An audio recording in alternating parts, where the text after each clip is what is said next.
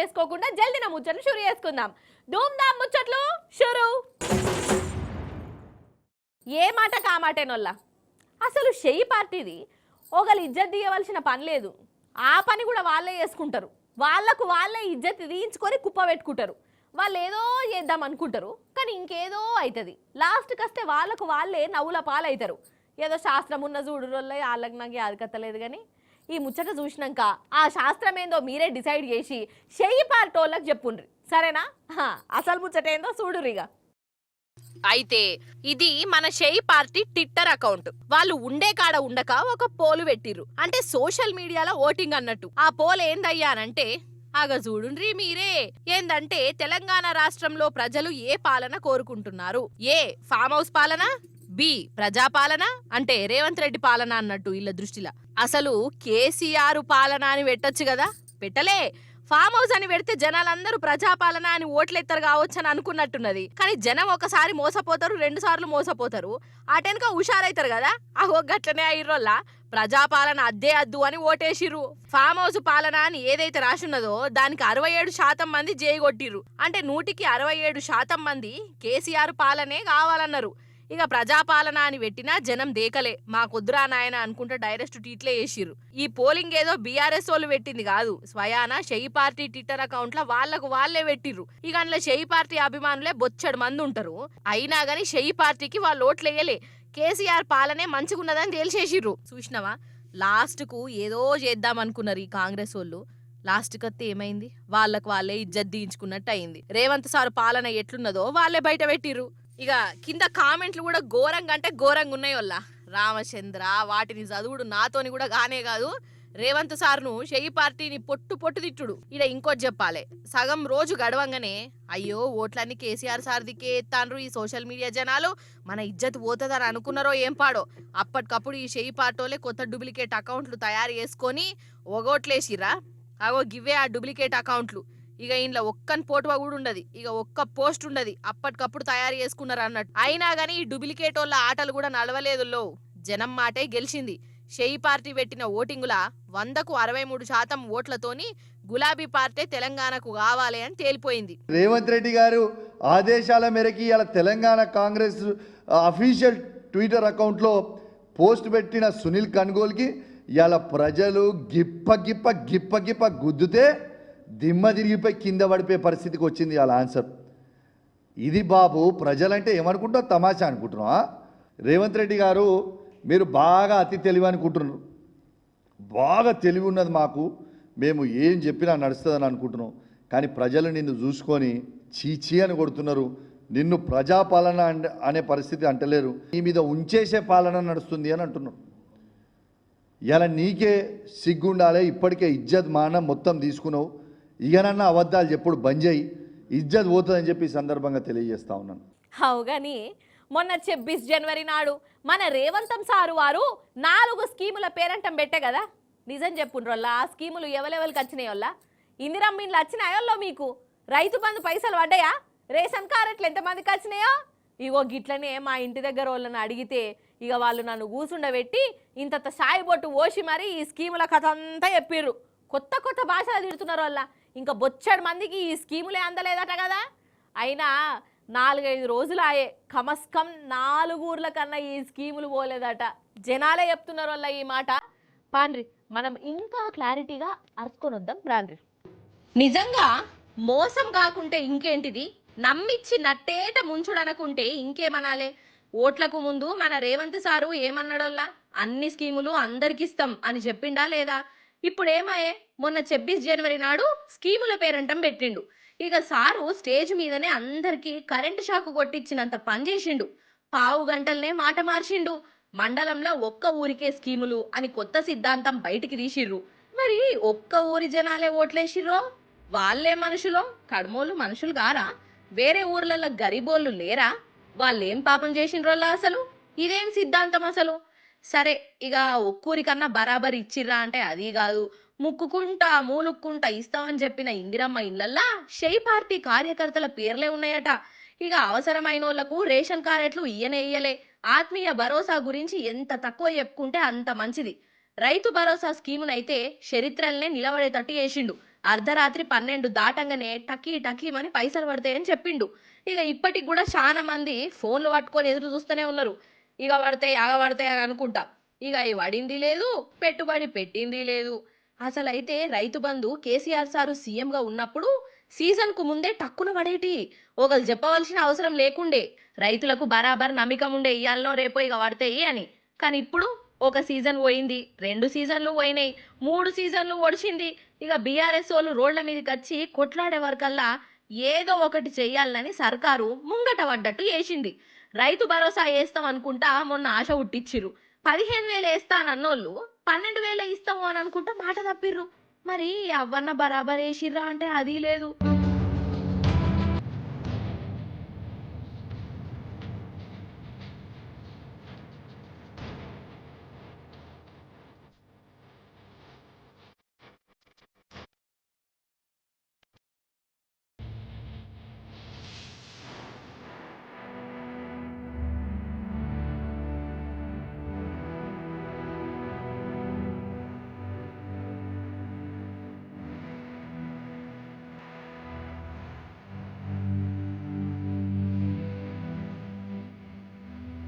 4 స్కీములు అని సాటింపేసుకొని 4-5 రోజులు దాటింది. ఇప్పటికి కూడా 4 ఊర్లకు కూడా ఆ పథకాలు అందలే. అవునా కాదా? ఇక ఇప్పట్లా వచ్చేటట్టు కూడా లేవు. ఎందుకంటే ఎమ్మెల్సీ ఎలక్షన్లు వస్తున్నాయి లోవు. ఇక ఇంకేమున్నది, ఎలక్షన్ల కోడ్ పడుతుంది. ఇక ఈ కోడ్ ఉన్నప్పుడు స్కీములన్నీ బంద్ చేస్తారు. అంటే ఈ సగం సగం పనులు కూడా 3 ఒద్దులు మురిపం లెక్క చేసిర్రు.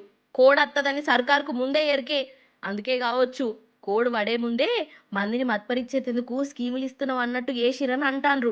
ఇక ఇప్పుడు ఏమాయే 4 స్కీములు అని అంటే మాదేమున్నది, ఎలక్షన్ల కోడ్ ఉన్నది అని ఉత్తగా తప్పించుకోవచ్చు అన్నట్టు. ఏంది ఇది? ఇట్లా ఎంతకాలం అని తప్పించుకుంటారు, ఎన్నొద్దులని మత్పరిస్తారు. ఇప్పటికీ ఏడాది దాటింది, ఒక్క పథకం ఒక్క ఇంటికి కూడా చక్కగా వచ్చింది లేదు. అంటే రూబాబు రూపాయి చెప్పులు సేపోయి అన్నట్టే చేసిరు పో అని కోపానికి వస్తాను.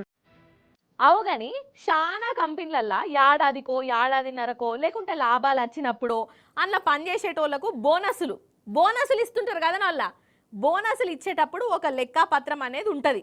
ఎవరికి ఎంత ఇవ్వాలి, ఎవరు ఏ పాటు పని చేసిరు, ఇవన్నీ లెక్క పెట్టి పని చేయించుకునే సారు కాగితం మీద రాసి ఓనర్కి ఇస్తే ఓనరు ఇక ఇట్లా బోనసులు ఇస్తుంటారు.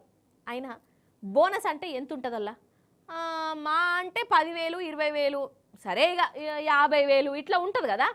కానీ ఒక కంపెనీ ఉన్నదోళ్ళ బోనస్ ఎంత కావాలంటే అంత తీసుకోండి, చేతికి ఎంత అత్తే అన్ని గనం నోట్ల కట్టలు ఎత్తుకోర్రి అని ఆఫర్ ఇచ్చిందోళ్ళ. ఆగా చూడండి కావాలంటే. అగ్గో పెద్ద టేబుల్ 70 మీటర్లు ఉంటదట. ఇక ఈ టేబుల్ మీద నోట్లు వర్షిర్రు.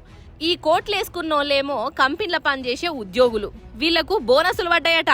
ఇక ఆ బోనసులు ఈ నోట్లే. అయితే ఈ కంపెనీ వాళ్ళు ఇచ్చిన ఆఫర్ ఏందయ్యా అనంటే 15 నిమిషాలల్లా ఎవరు ఎంత లెక్క పెడతారో గవన్నీ మీకే. లక్షలు లెక్క పెడతారా, కోట్లు లెక్క పెడతారా, పెట్టుకోర్రి, బోనసు పట్టుకోర్రి అని చెప్పింది. ఇక ఇంకేమున్నది, ఇక రంగంలోకి దిగిర్రు. అగ చూడుర్రి ఇక లెక్క పెడతాన్రు.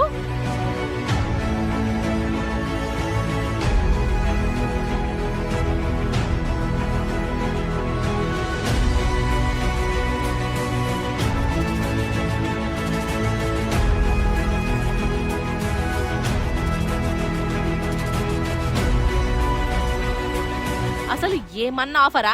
పని ఎంత చేసినామని కాదు, పైసలు ఎవరు ఈ స్పీడ్గా లెక్క పెడితే వాళ్ళకే ఎక్కువ బోనస్ అన్నట్టు. ఇలా పనిచేసేటోళ్ళల్లా ఒక ఆయనే 1/2 గంటల 85 లక్షల రూపాయలు లెక్క పెట్టిండట. ఇక అట్లా లెక్క పెట్టిన 85 లక్షల రూపాయలు ఆయనకే బోనస్ గా పోయింది. ఇది ఆఫర్ బంపర్ ఆఫర్ కూడా కాదు, థండర్ ఆఫర్. అయ్యో నేను పని ఎక్కువ చేసినా నాకు బోనస్ తక్కువేసిర్రు, పని చేయనోనికే బాగా పడ్డాయి, అన్యాల్యం అని గులుక్కోకుండా అలగకుండా లొల్లులు పంచాదులు లేకుండా మీ బోనస్ మీ ఇష్టం అన్నట్టే చేసింది పోన్రి ఈ కంపెనీ. అన్నట్టు ఇసొంటి ఆఫర్ పెట్టిన కంపెనీ మన దేశపుది కాదు, చైనా కంపెనీ అట. ఎంతైనా షైనోడే పోన్రి. ఎవ్వరి మనసులో రాని ఇసొంటి తెలివితేటలు వాళ్ళకే వస్తుంటాయి కదా.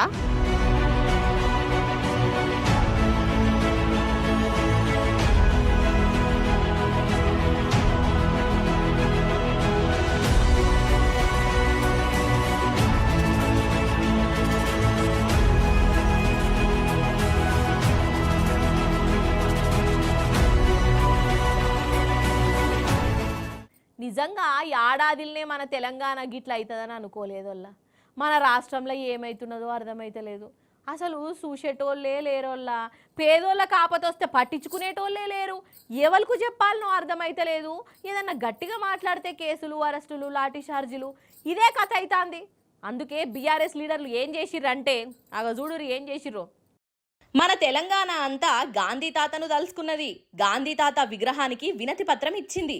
షెయి పార్టీ ప్రభుత్వం వచ్చి ఏడాదైంది కదా, అసలు మన రాష్ట్రంలో పాలన ఉన్నదా, ఎవరన్నా పాలిస్తున్నారా లేదా అన్నట్టే ఉన్నది కథ. హరిగోసవడనోళ్ళు లేరు. కోపాలు తాపాలు పక్కకు పెట్టి పాలన మీద నజరు పెట్టు సారు అని జనాలు రోడ్ల మీదకి వస్తుర్రు. అందుకే గాంధీ వర్ధంతి నాడు మన బీఆర్ఎస్ లీడర్లు శాంతియుతంగా నిరసన చేసిర్రులో గాంధీ తాత విగ్రహానికి నివాళిలిచ్చి వినతి పత్రం ఇచ్చిర్రు. కాంగ్రెస్ ప్రభుత్వానికి దారి చూపించు.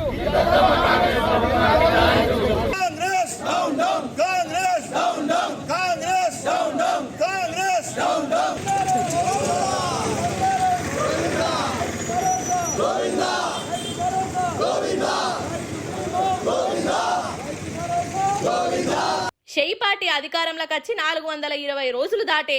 ఇక వాళ్ళు ఓట్లకు ముందేమో 420 మాటలు చెప్పిర్రు.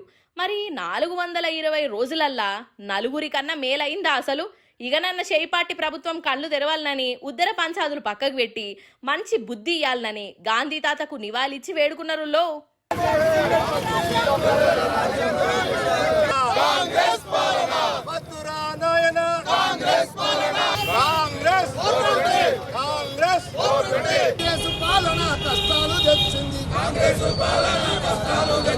మాయ మాటలు చెప్పి అధికారం పొందింది.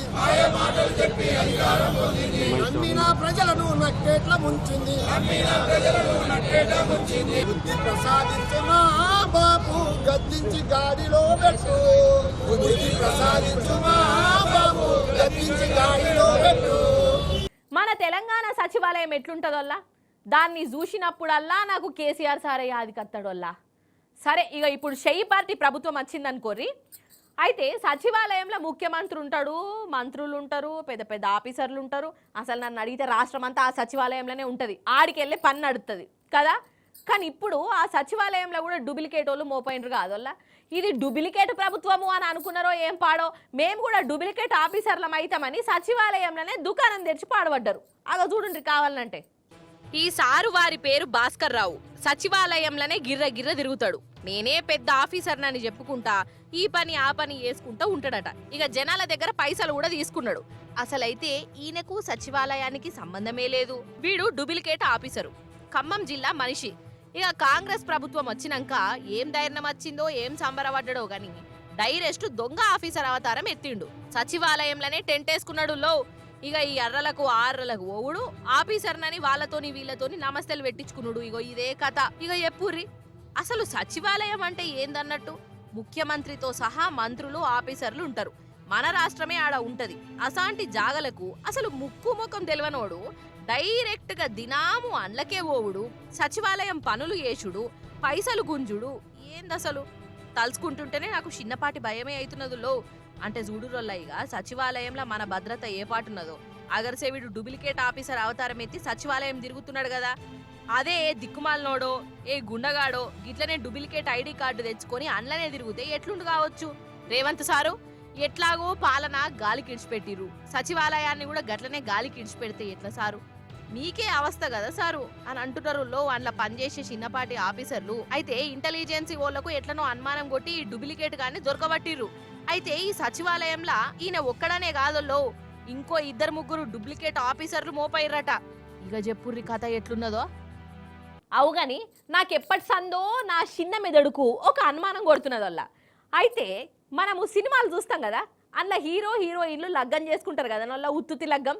మంచిగా పెళ్లి పీటల మీద కూసుంటారు, అయ్యవారు మంత్రాలు చదువుతాడు, హీరోనేమో తాళి కడతాడు, హీరోయిన్ మురిసి ముప్పందం అవుతుంటుంది. ఇక మనం కూడా సినిమాలో మునిగిపోయి నిజమైన ఆలుమొగలే అన్నట్టే అనుకుంటాం.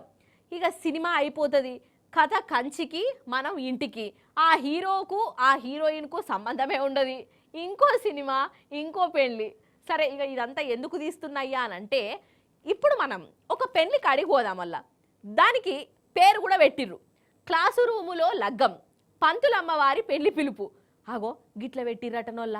ఇక ఆ కథ ఏందో జల్ది నవ్వు అరుచుకొని వద్దాం రాండ్రి. మాంగళ్యం తంతునా నేనా మమ జీవన హేతునా.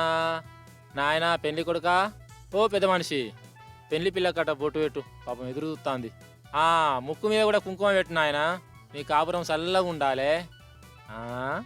ఈ పెళ్లి పిల్ల కానీ చూస్తుంటే ఏదో తేడా కొడుతుంది ఏంది అని అనిపిస్తుందా? అయితే ఈ పెళ్లి పిల్లనేమో కాలేజీలో లెక్చరర్ మేడం, ఈ పెళ్లి కొడుకు అదే కాలేజీలో అదే స్టూడెంట్ నంబర్ 1. ఇగో వీళ్ళిద్దరికి కడమోళ్ళు కలిసి గిట్లా లగ్గం చేస్తాను అన్నట్టు, అది కూడా క్లాస్ రూమ్లోనే. అగో మేడం గారు ఎంత ఖుషిగా ఉన్నారో చూడు లగ్గం అవుతుందని. చక్కెర వచ్చినట్టు అవుతుందానో అది అంతా ఇంటుంటే మరి నాకెట్లా అనిపించాలి.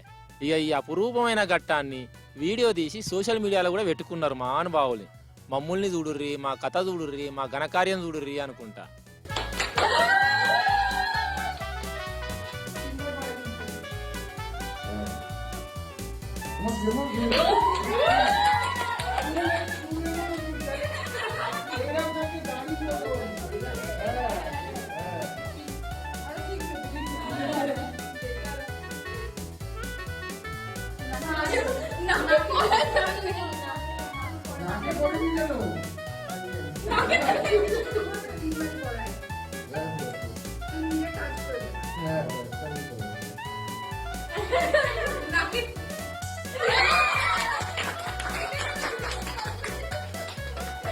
ఇక ఈ వీడియో బయటికి రాగానే కాలేజీ వాళ్ళు గావరయ్యరు.